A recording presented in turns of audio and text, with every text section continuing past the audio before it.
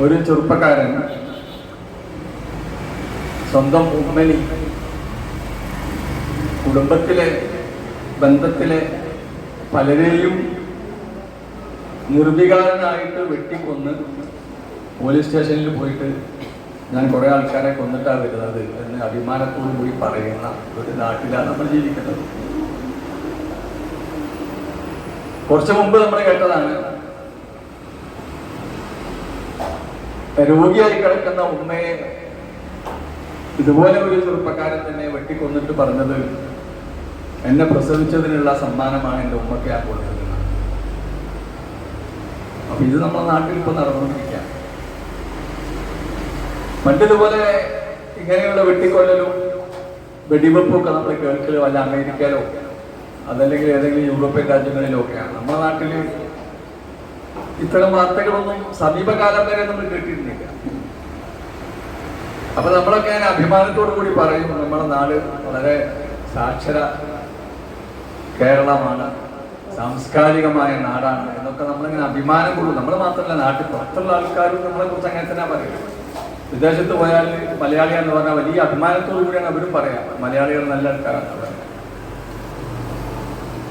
എന്താണ് മലയാളിക്ക് സംഭവിച്ചുകൊണ്ടിരിക്കുന്നത്, അല്ലെങ്കിൽ എന്താണ് മുസ്ലിം സമുദായത്തിന് സംഭവിച്ചുകൊണ്ടിരിക്കുന്നത് എന്നത് ഒരുപാട് ആലോചിക്കേണ്ട, ചിന്തിക്കേണ്ട ഒരു കാര്യമാണ്.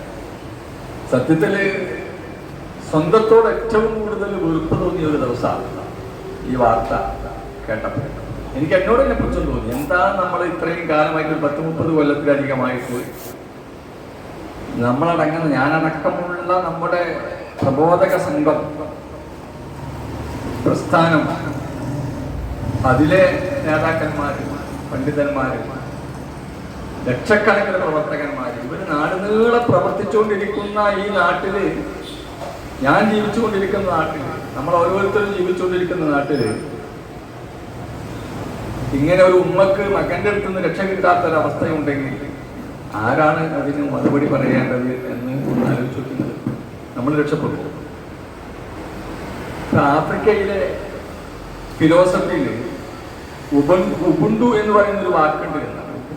ഉബുണ്ടു എന്ന് പറയുന്നത് കുട്ടികൾക്കൊക്കെ ഒരു സോഫ്റ്റ്വെയർ ആണ് ഉബുണ്ടു എന്ന് പറയുന്നത്. നമ്മളെ മിക്കവാറും എല്ലാ കുട്ടികൾക്കും അറിയുന്ന കാര്യമാണ്. പക്ഷെ ഈ ഉബുണ്ടു എന്ന സോഫ്റ്റ്വെയറിനെ കുറിച്ചല്ല നമ്മൾ പറഞ്ഞത്. ഉബുണ്ടു എന്നത് ഒരു തത്വമാണ്, ഒരു ഫിലോസഫി. അതിന്റെ അടിസ്ഥാനം ഇതാണ്, ഞാൻ ഈ സമൂഹത്തിന്റെ ഭാഗമാണ്, ഞാനും കൂടി കൂടിയതാണ് ഈ സമൂഹം. ഈ സമൂഹത്തിന് എന്തെങ്കിലും കുഴപ്പമുണ്ടെങ്കിൽ അത് എന്റെയും കൂടി കുഴപ്പമാണ്, എൻ്റെ കൂടി തകരാറ് കൊണ്ടാണ്. ഞാൻ നന്നായിരുന്നെങ്കിൽ, ഞാൻ പ്രതികരിക്കാൻ രീതിയിൽ പ്രതികരിച്ചിരുന്നെങ്കിൽ, ഞാൻ പ്രതിരോധിക്കേണ്ട രീതിയിൽ പ്രതിരോധിച്ചിരുന്നെങ്കിൽ, ഞാൻ പറയേണ്ട പോലെ പറഞ്ഞിരുന്നെങ്കിൽ ഒരുപക്ഷെ ഈ പ്രശ്നങ്ങളൊക്കെ ഇല്ലാതാവുമായിരുന്നു. എന്നെ ഒഴിവാക്കിയിട്ടൊരു ചർച്ച വന്നില്ല. നമ്മളെ ഈ ആളുകളെ മാറ്റി നിർത്തിയിട്ട് നമ്മൾ നല്ല മിടുക്കന്മാരാണ്, അപ്പുറത്തുള്ളവരാണ് മോശമെന്ന് പറയാനുള്ള ധാർമ്മികമായ ഒരു അവസരം നമുക്ക് യഥാർത്ഥത്തില്ല. കാരണം എന്താണെന്നറിയോ, പരിശുദ്ധ ഖുർആനിനോട് അല്ലാഹു പറഞ്ഞത്, നിങ്ങൾ വളരെ നല്ല സമുദായമാണ്. സൂറത്ത് ആലി ഇമ്രാനിൽ നമ്മൾ ഒരുപാട് കേട്ടതാണല്ലോ, കുൻതും ഖൈറ ഉമ്മത്തിൻ ഉഖ്രിജത് ലിന്നാസ് തഅ്മുറൂന ബിൽ മഅറൂഫ് വതൻഹൗന അനിൽ മുൻകർ വതുഅ്മിനൂന ബില്ലാഹ്. ഖുർആൻ എത്ര അഭിമാനത്തോടു കൂടിയ മുസ്ലിങ്ങളോട് പറഞ്ഞത്, നിങ്ങൾ ഉത്തമ സമുദായമാണ്, നിങ്ങളാണ് ഏറ്റവും നല്ല ആളുകളാണ്. കുൻതും ഖൈറ ഉമ്മത്തിൻ ഉഖ്രിജത് ലിന്നാസ്, നിങ്ങൾ ജനങ്ങൾക്ക് വേണ്ടി ഉയർത്തെഴുന്നേൽപ്പിക്കപ്പെട്ട ഒരു നല്ല സമുദായം. പിന്നെന്താ കുഴപ്പമെന്ന് ചോദിച്ചാൽ, നിങ്ങൾ ചെയ്യേണ്ട ഒരു പണി ഉണ്ടായിരുന്നു. എന്താ? തഅ്മുറൂന ബിൽ മഅറൂഫി വതൻഹൗന അനിൽ മുൻകർ വതുഅ്മിനൂന ബില്ലാഹ്. നന്മ കൽപ്പിക്കുകയും തിന്മ വിരോധിക്കുകയും അല്ലാഹുവിൽ വിശ്വസിക്കുകയും ചെയ്യുക എന്ന ധർമ്മം നിങ്ങൾ നിർവഹിക്കുന്ന കാലത്തോളം നിങ്ങൾ ഉത്തമ സമുദായമാണ്. ആ ഒരു ഉത്തമ സമുദായം എന്ന ആ ഒരു ഖ്യാതി, ആ ഒരു പേര്, ആ ഒരു സ്ഥാനം ഇന്ന് നമ്മുടെ സമുദായത്തിന് കിട്ടുന്നുണ്ടോ എന്ന് ആലോചിച്ചു നോക്കുന്നത്. എത്രയേറെ പള്ളികളാ ഓരോ റമദാൻ കഴിയുമ്പോഴേക്ക് ഇവിടെ ഉദ്ഘാടനം ചെയ്യപ്പെടുന്നത്. പുതിയ പുതിയ പള്ളികൾ, ഇന്നലെ മെനിയാന്നൊക്കെ പള്ളികൾ ഉദ്ഘാടനം ചെയ്തതായിട്ട് നമ്മൾ വാർത്തകൾ കണ്ടതാണ്. ഈ പള്ളിയിലൊക്കെ ഖുത്ബകൾ നടക്കുന്നുണ്ട്. ചുരുങ്ങിയത് ഒരു 50-52 വെള്ളിയാഴ്ച ഒരു കൊല്ലം ഖുത്ബ നടത്തുകയാണ്. 52 വെള്ളിയാഴ്ച കുത്തുബ നടത്തിയാൽ 5 കൊല്ലത്തിനിടയ്ക്ക് 260 കുത്തുബ കഴിയും. 260 കുത്തുബ, 260 പ്രസംഗം. കേനമിന് കഴിഞ്ഞ കമ്മിറ്റി ഇലക്ഷൻ മുതൽ ഈ ഇലക്ഷൻ വരെ 260 കുത്തുബ കഴിഞ്ഞു. എന്നിട്ട് എത്ര ആൾ നന്നായി, എത്ര ആൾക്ക് എന്തെങ്കിലും കിട്ടിയെന്ന് ചോദിച്ചാൽ അവിടെ നമ്മൾ പരാജയപ്പെടുക. നമ്മളെ മദ്രസയിൽ 100 കണക്കിന് കുട്ടികൾ പഠിക്കും. ഈ മദ്രസയിൽ പഠിക്കുന്ന കുട്ടികൾ ഇപ്പൊ ഇന്നലെ എന്റെ സ്കൂളിലെ ടീച്ചറിന്റെ അടുത്ത് എന്ന് പറഞ്ഞു, 5ാം ക്ലാസ് പഠിക്കുന്ന 3 പെൺകുട്ടികൾ, 5ാം ക്ലാസ് പഠിക്കുന്ന 3 പെൺകുട്ടികൾ സ്ഥിരമായിട്ട് പറഞ്ഞുകൊണ്ടിരിക്കുന്നത് ഞങ്ങൾക്ക് ആത്മഹത്യ ചെയ്യണം. 5ാം ക്ലാസ്സിൽ പഠിക്കുന്ന കുട്ടികളെ പ്രായം അറിയാലോ അല്ലെ, 10 വയസ്സ്, 10 വയസ്സ്, 10 വയസ്സുള്ള 3 പെൺകുട്ടികൾ ഒരുപോലെ പറയാണ് ഞങ്ങൾക്ക് ആത്മഹത്യ ചെയ്യണം. അത് ആ മുസ്ലിം ടീച്ചറാണ്. അപ്പൊ ടീച്ചറോട് ഞാൻ നിങ്ങൾ എന്തേ പറഞ്ഞു ചോദിച്ചു. അപ്പൊ പറഞ്ഞു, ഞാൻ ആ കുട്ടികളെ പല നിലക്ക് ഉപദേശിച്ചു. അവസാനം ഞാൻ അവരോട് പറഞ്ഞു, നിങ്ങളുടെ മതത്തിൽ ആത്മഹത്യ ചെയ്യുന്നത് വലിയ പാപമല്ല മക്കളെ എന്ന് ചോദിച്ചു. ഒരു അമുസ്ലിം ടീച്ചർ മുസ്ലിമായ മക്കളോട് ചോദിക്കുകയാണ്, നിങ്ങളുടെ മതത്തിൽ ആത്മഹത്യ വലിയൊരു പാപമല്ലേ, അപ്പൊ നിങ്ങൾ ആത്മഹത്യ ചെയ്യുന്നത് ശരിയാണോ എന്ന് ചോദിച്ചപ്പോൾ മക്കൾ പറയണം അത്രേ, അത് കുഴപ്പമില്ല എന്ന് പറഞ്ഞു. അപ്പൊ എവിടെ ഈ മദ്രസയിൽ എന്താ പഠിക്കുന്നത്? മാർക്ക് കിട്ടാൻ വേണ്ടി പരീക്ഷ എഴുതും.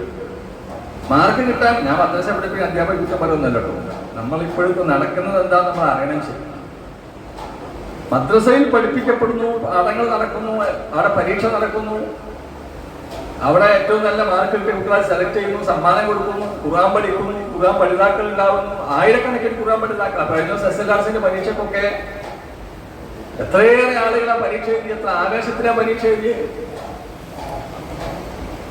ഞാൻ ചോദിക്കട്ടെ, ഇവിടുത്തെ എന്ത് പ്രശ്നത്തിനാണ് ഇതൊക്കെ കൊണ്ട് പരിഹാരം ഉണ്ടാകുന്നത്? എന്തെങ്കിലും ഒരു പ്രശ്നം ഇതിന്റെ പേര് പരിഹരിക്കപ്പെടുന്നുണ്ടോ? എവിടെയാണ് നമുക്ക് അപകടം പറ്റുന്നത്? 23 കൊല്ലം കൊണ്ട് റസൂലുള്ളാഹി സ്വല്ലല്ലാഹു അലൈഹി വസല്ലം വളർത്തിയൊരു സമുദായം, 23 കൊല്ലം ഇതേ ഖുർആൻ നമ്മളെ കയ്യിലുള്ള ഈ പരിശുദ്ധ ഖുർആനിന്റെ ഓരോ ആയത്തിറങ്ങിയപ്പോൾ റസൂലുള്ള വളർത്തിയെടുത്തൊരു സമുദായം 23 കൊല്ലം കൊണ്ട് നേടിയ നേട്ടം ഒരു വലിയ ലൈബ്രറിയിൽ സൂക്ഷിക്കാൻ മാത്രമുള്ള പുസ്തകങ്ങൾ രേഖപ്പെടുത്താൻ മാത്രമുണ്ട്. ചരിത്രത്തിൽ കണ്ടില്ലേ നിങ്ങൾ? എന്താ ആ ഖുർആൻ കൊണ്ട് നമുക്കൊരു മാറ്റം ഉണ്ടാകുന്നില്ല? നമ്മളെ വീട്ടിൽ എന്തെങ്കിലും മാറ്റം ഈ ഖുർആൻ കൊണ്ട് ഉണ്ടായോ? ഈ ഖുർആൻ പഠിക്കുന്ന ആണും പെണ്ണുള്ള വീട്ടിൽ എന്ത് മാറ്റം ഉണ്ടാവണേ? എന്തെങ്കിലും ഒരു വിഷയത്തിൽ ഞാനൊരു മുസ്ലിമാണ്, ഞാൻ ഖുർആൻ പഠിക്കുന്ന ആളാണ് എന്നതിന്റെ പേരിൽ വ്യത്യസ്തമായ ഒരു അഭിപ്രായം പറയാൻ നമുക്ക് കഴിയുന്നുണ്ടോ? എവിടെയാണ് സഹോദരന്മാരെ സഹോദരികളെ നമുക്ക് പാലിച്ചു വരുന്നത്? അവിടെ നമ്മൾ തിരുത്തിയേ പറ്റൂ. അല്ലെങ്കിൽ ഈ മയക്കുമരുന്ന്, മദ്യം, അതുപോലെ സാമ്പത്തിക തട്ടിപ്പുകൾ, ഇതൊക്കെ ആരാ കൂടുതൽ ഉള്ളതെന്ന് ചോദിച്ചാൽ ഇന്ന് കാനേഷുമാരി കണക്ക് വെച്ച് നോക്കിയാൽ മാപ്പിള സമൂഹം എന്നാണ് പലരും പറയാ. അങ്ങനെ തന്നെയാണ് കണക്കും. അത് ന്യായങ്ങൾ പറയണ്ടാവും. പക്ഷെ ഞാൻ പറയുന്നത്, നമ്മൾ ചെയ്യുന്ന വർക്ക് ശരിക്കും ചെയ്യുന്നുണ്ടോ എന്ന് പരിശോധിക്കണം. ഒരു മഹല്ലുണ്ടാക്കി, ഒരു സ്ഥാപനം ഉണ്ടാക്കി, ഒരു സംവിധാനം ഉണ്ടാക്കി, എല്ലാം ഭംഗിയാക്കാം. എന്തെങ്കിലും പള്ളി ഉദ്ഘാടനം ചെയ്തു, വേറൊരു പള്ളി വൃത്തിയാക്കി നന്നാക്കി ഉദ്ഘാടനം ചെയ്തു, ലക്ഷക്കണക്കിന് കോടിക്കണക്കിന് രൂപ മുടക്കി പള്ളി വൃത്തിയാക്കി നല്ല ഭംഗിയാക്കി പരിപാലിച്ചുകൊണ്ട് നടക്കുക.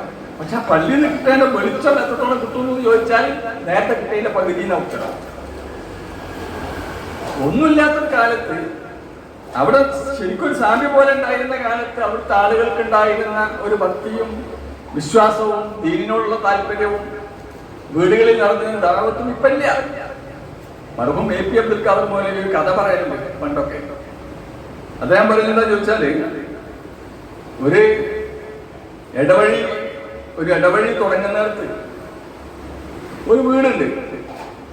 ആ ഇടവഴിയിലൂടെ കൂരിട്ടായതുകൊണ്ട് ഇടവഴിയിലുള്ള ആൾക്കാർക്ക് എന്തെങ്കിലും അപകടം ഉണ്ടാകണ്ടെന്ന് വിചാരിച്ചിട്ട് അതിലൂടെ നടന്നു പോകുന്ന ആൾക്ക് ആ വീട്ടിൽ നിന്ന് ഒരാൾ ഒരു വിളക്ക് കൊടുക്കും, വെളിച്ചം കത്തിച്ചു കൊടുക്കും.